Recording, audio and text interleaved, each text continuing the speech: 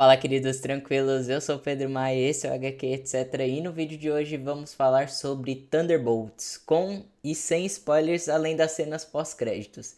E para aqueles mais ansiosos, posso adiantar que sim, é a volta aos trilhos da Marvel que a gente conhece. Então bora falar do filme sem spoilers. Então o começo do filme ele é meio que clichê assim de equipe de super-heróis, né? A gente vê ali a apresentação dos personagens, cada um em sua missão ali individual, até que algo une eles. E esse algo é a Valentina, né? A Valentina que a gente já viu em outros filmes da Marvel e nas séries também. Ela une e usa, né, esses vários personagens que a gente tem dos Thunderbolts para ajudar na empresa dela, né? Que dá a entender que é uma empresa ali meio que organizacional, de tecnologia e que ora trabalha com o governo, ora não.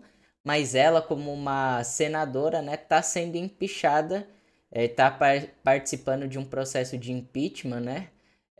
Porque os outros senadores parece que descobriram ações ilegais dessa empresa dela.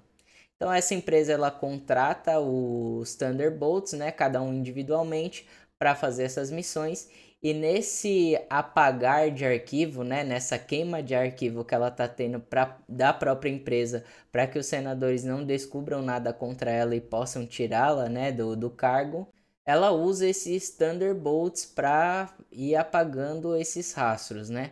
Até que eles se encontram porque todos têm a mesma tarefa que é eliminar uns aos outros. Aí acontece uma série de coisas e aparece um novo personagem. E esse personagem é que vai ser a união deles naquele momento e depois mais pra frente ele vai mover a trama pra frente, que é o Bob. E falando um pouco sobre o Bob, ele é um personagem meio misterioso, né? Que aparece, dá pra ver que ele tem alguns problemas mentais ali, meio doidinho da cabeça.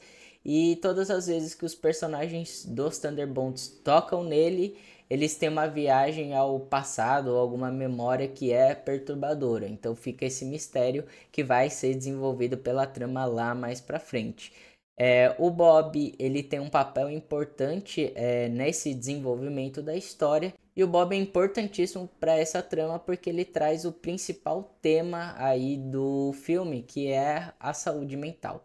E falando um pouco sobre a saúde mental, a gente percebe nos trailers de divulgação do filme que o vilão ali da trama ele transforma todo mundo em sombra, né? E olhando para teorias da psicanálise e estudos da mente humana, a gente se depara com Jung. E Jung tem uma teoria da psicanálise que ele desenvolveu e que ele usava bastante, que é a teoria da luz e sombra. Então, a luz, ela fala muito sobre o que é o nosso consciente, né? O que a gente traz à tona. Não necessariamente tem um juízo de valor, se é bom ou se é ruim, é só o que está sempre na nossa mente, o que a gente expressa e sempre está pensando sobre. E temos o lado da sombra, né? Que é o nosso subconsciente, basicamente. São aquelas coisas que a gente passou ou pensou mas não necessariamente externalizou e não necessariamente está na nossa mente a todo tempo.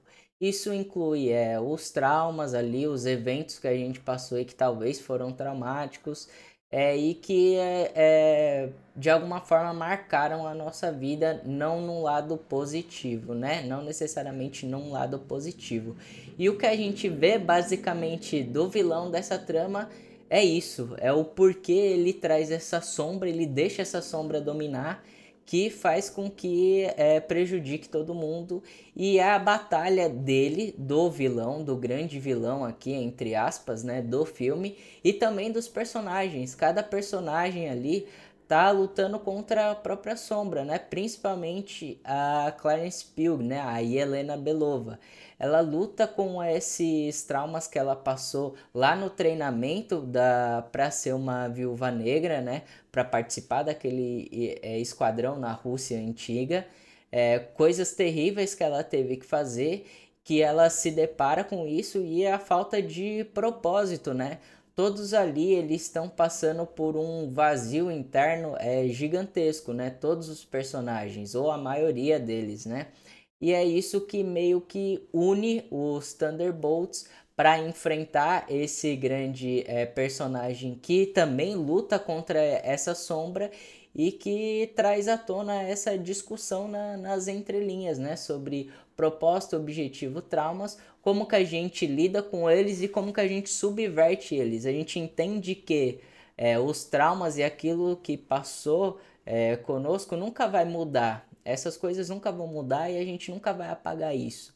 E se isso traumatizou, a gente precisa entender o significado desses traumas para nossa vida e seguir em frente. E é mais ou menos isso que esse filme discute e por isso que ele é tão importante e por isso que ele é tão diferente dos filmes anteriores da Marvel dessa fase que pareciam pasteurizados, assim, que não tinham uma mensagem por trás, um propósito por trás, era apenas apresentar personagem atrás de personagem para no final a gente chegar no Vingadores Doomsday, né? Coisa que não acontece aqui. É apresentado esse novo grupo, ele é apresentado esse novo personagem que é o vilão. Tudo isso se encaixa numa trama que faz sentido, tem o texto, tem o subtexto e move da mesma forma a história para frente. Por isso que Thunderbolts é com certeza a volta da Marvel, da boa Marvel, da Marvel que a gente aprendeu a amar e gostar tanto. E eu preciso destacar aqui dois personagens. O primeiro é, como eu disse, a Yelena Belova, que é interpretado pela Florence Pugh.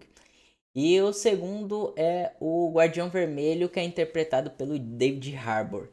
Eles se completam demais, a química dos dois é sensacional, cada um ao seu estilo, né? A Helena mais seriona ali, interiorizando os problemas que ela tem e até externalizando eles, mas é uma questão muito mais pesada, né? A camada dela sempre parece que ela sempre tá carregando o mundo nas costas dela.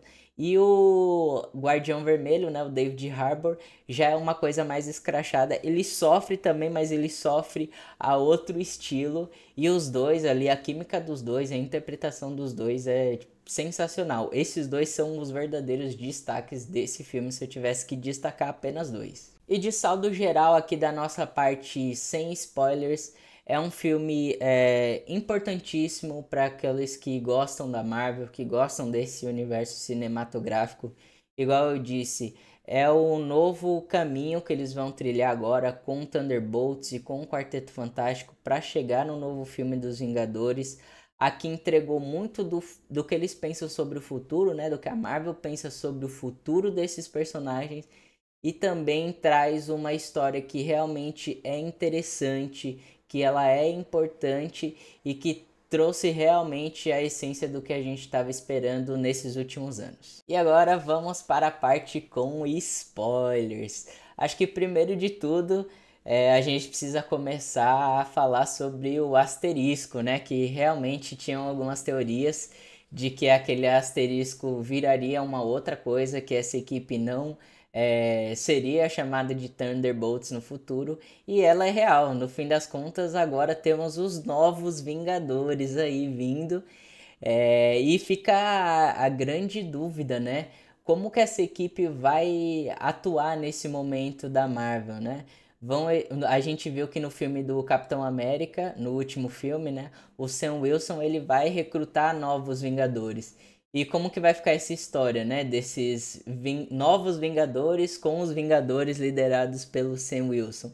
Acho que essa é a grande dúvida aí, o grande enrosco que a gente vai ver, principalmente no próximo filme dos Vingadores. Eu acho que um outro ponto interessante de trazer aqui é em relação ao Bob, né? Ao Sentinela. A gente viu que ele derrotou o Void ali, né? Ele enfrentou o Void, derrotou o Void, mas na cena pós-créditos ali ficou meio que em aberto o que ele vai fazer com esse Void, né? Parece que ele tá com medo de usar os poderes dele. Apesar dele ter derrotado, parece que ele não controla esses impulsos que ele tem. E aí a gente não sabe se é uma dupla personalidade, se é uma depressão profunda, o que ele tem. Mas aquilo é uma coisa ruim e ele não consegue necessariamente controlar. E fica também a dúvida de qual vai ser o papel dele na equipe dos Novos Vingadores e pro futuro da Marvel, né? A gente viu aí que ele é um personagem extremamente poderoso, ele é o Superman da Marvel ali, ele tem todos os poderes basicamente, mas é difícil encaixar um personagem desse tipo e depois você igualar ele na força dos demais, né? Pra não parecer que ele é overrated demais, ele é super poderoso pra caramba. Então fica a dúvida de como a Marvel vai encaixar ele para as próximas tramas aí, para os próximos filmes. E eu acho que vamos agora falar sobre a cena pós-crédito final, o final da segunda cena pós-créditos, que é o Quarteto Fantástico finalmente chegando aí no universo 616, né, no MCU. Cara, que loucura que vai ser isso. Meio que foi um spoiler, né? Tipo, vai dar, já deu pra perceber que vai dar muito ruim no filme do Quarteto Fantástico. Aquele mundo vai acabar, e eles vão vir para o nosso de alguma forma.